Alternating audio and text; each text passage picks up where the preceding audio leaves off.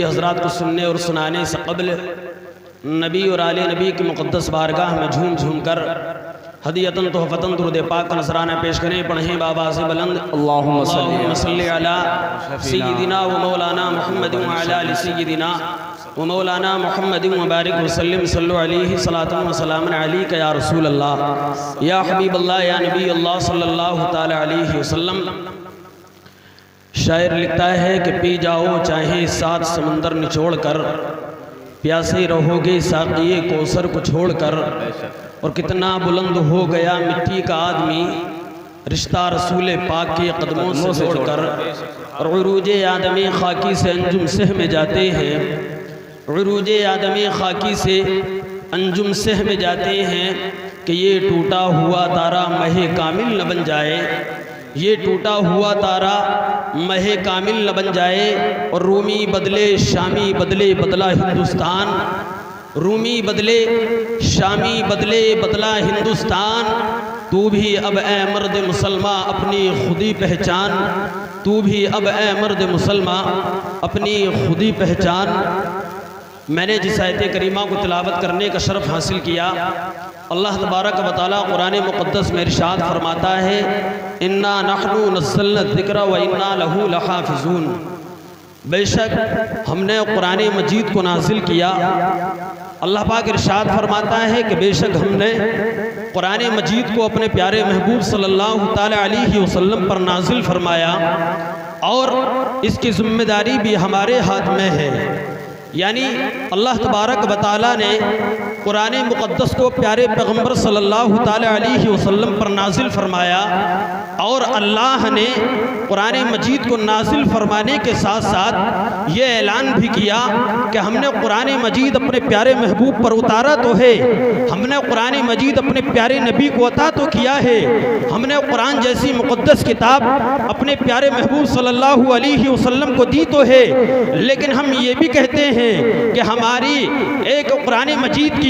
ذمہ داری بھی ہمارے ہاتھ میں ہے، قرآن مجید کو سنبھالنے کی ذمہ داری بھی ہمارے ہاتھ میں ہے. اللہ نے قرآن مجید کو ہمارے پیارے پیغمبر صلی اللہ تعالی علیہ وسلم پر نازل فرمایا، اور یہ قرآن مجید وہ کتاب ہے کہ جو ہمارے پیارے پیغمبر صلی اللہ تعالی علیہ وسلم پر 23 برس تک نازل ہوتی رہی. حضرت جبریل علیہ السلام ہمارے پیارے پیغمبر پر قرآن مجید لاتے رہے. اللہ کی جانب سے جس طریقے سے بھی حکم ہوتا کہ اے جبریل تم نبی کے پاس جا کر قرآن کی آیت کریمہ لے کر کے جاؤ، جبریل نبی کے پاس آتے قرآن مجید لے کر کے آتے. جس طریقے سے حکم ہوتا کہ اے جبریل تم قرآن مجید کی صورت لے کر کے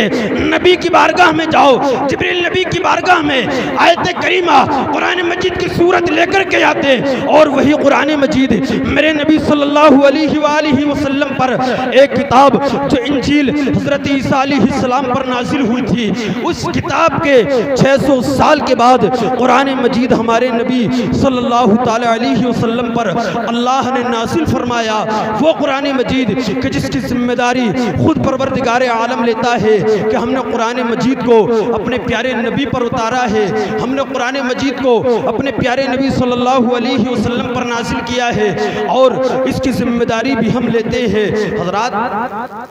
اللہ نے پیارے نبی صلی اللہ تعالی علیہ وسلم کو قرآن مجید عطا کیا، اور اللہ نے پیارے محبوب صلی اللہ تعالی علیہ وآلہ وسلم کو سب سے پیارا مذہب اسلام عطا کیا. ہمارے نبی کو اللہ نے سب سے پیاری کتاب عطا کی، اور اللہ نے سب سے پیارا مذہب ہمارے پیارے پیغمبر کو عطا کیا. سب سے اچھی کتاب، سب سے عمدہ کتاب قرآن مجید اللہ نے پیارے پیغمبر کو دی. سب سے پیارا مذہب اللہ نے ہمارے نبی صلی اللہ تعالی علیہ وسلم کو عطا کیا. میرے نبی نے مذہب اسلام کو پھیلانا شروع کیا، اسلام کی دعوت کو لوگوں کو دینا شروع کیا. لوگ مذہب اسلام کو اپناتے گئے، مذہب اسلام کی دعوت کو قبول کرتے گئے، بہت سارے لوگوں نے مذہب اسلام کو اپنایا، میرے نبی پر ایمان لے کر کے آئے، لیکن بہت سارے لوگ میرے نبی کے ایمان نہیں لائے، نبی کا کلمہ پڑھ کر مسلمان نہیں ہوئے۔ ارے نبی کی شان تو یہ ہے کہ نبی نے جس کو بھی اسلام کی دعوت دی، اگر اس نے میرے نبی کو غلط جواب دیے،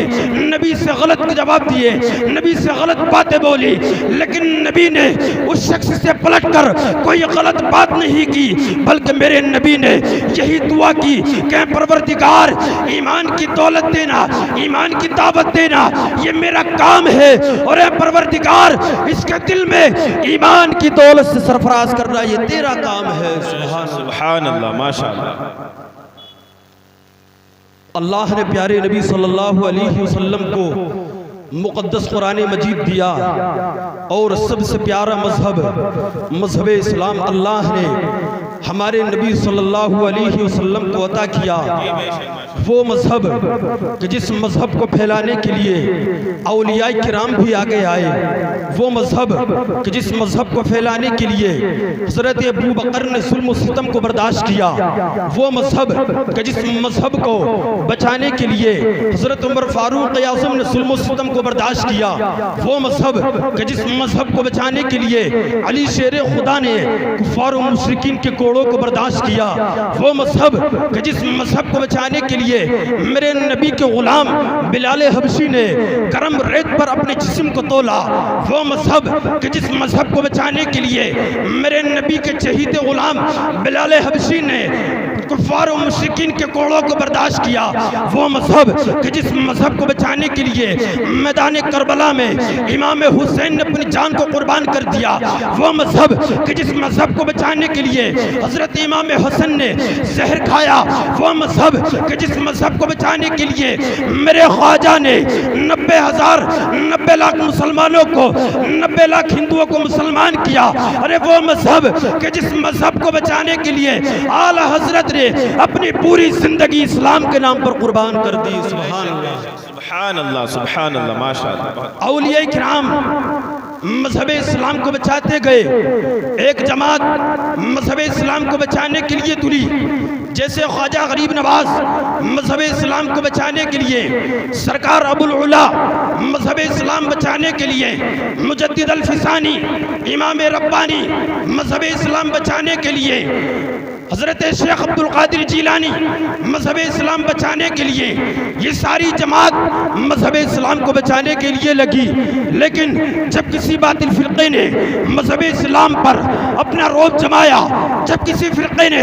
مذہب اسلام کو نیچا کرنے کی دکھانے کی کوشش کی، تو میرے اعلیٰ حضرت امام اہل سنت میدان مقود پڑے، سید ابو العلا محبوب الہی مذہب اسلام کو بچانے میں، شاہ جی میاں مذہب اسلام کو بچانے میں، حافظ ملت مذہب اسلام کو بچانے میں، مجاہد ملت مذہب اسلام کو بچانے میں، گویا کہ اولیاء اللہ کی ایک جماعت مذہب اسلام کو پھیلانے میں لگی اور دوسری جماعت مذہب اسلام کو بچانے میں لگی۔ ارے میں تو یہ کہتا ہوں اگر خواجہ نے ہندوستان میں اسلام کو پھیلایا ہے تو اعلیٰ حضرت نے اس ہندوستان میں اسلام کو بچایا ہے۔ سبحان اللہ، سبحان اللہ، بے شک۔ اور آج اسی سرزمین پر بریلی کی وہی عظیم شخصیت پیر طریقت رہبر شریعت حضرت حضور ثقلین میں صاحب قبلہ آنے والے ہیں، حضرت کی آمد ہے، اس لیے ہم سبھی کو بھی چاہیے کہ اللہ تبارک و تعالی ہم سبھی کو مذہب اسلام پر زندگی گزارنے کی توفیق عطا فرمائے اور بزرگوں کے نقش قدم پر چلنے کی توفیق عطا فرمائے۔ آمین، وآخر دعوانا الحمدللہ رب العالمین۔